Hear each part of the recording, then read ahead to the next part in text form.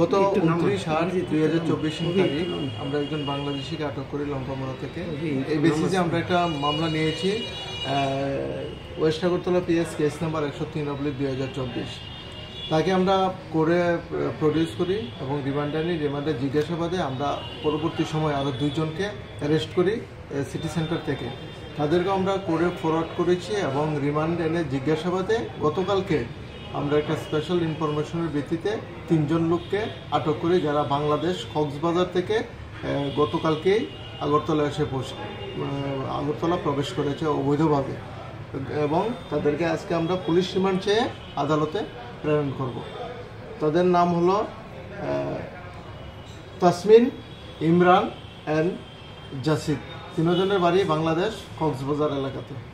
আগরতলা কোথায় থেকে আটক করেছে? আগরতলা RMS সমনি থেকে আটক করেছে। তারা কিসের জন্য এখানে এসেছিল এবং কিছু জানতে পারছেন? এখন আমাদের ইনভেস্টিগেশন চলছে, এখন পর্যন্ত কোনো তথ্য পাইনি। তারা অবৈধভাবে আমাদের এখানে প্রবেশ করেছে, কোনো ধরনের ষড়যন্ত্র থাকতে পারে, এগুলো আমরা বিষয়গুলি খতিয়ে দেখছি। কোন পথে তারা প্রবেশ করেছে? তারা লঙ্কামোড়ার দিক থেকে প্রবেশ করেছে।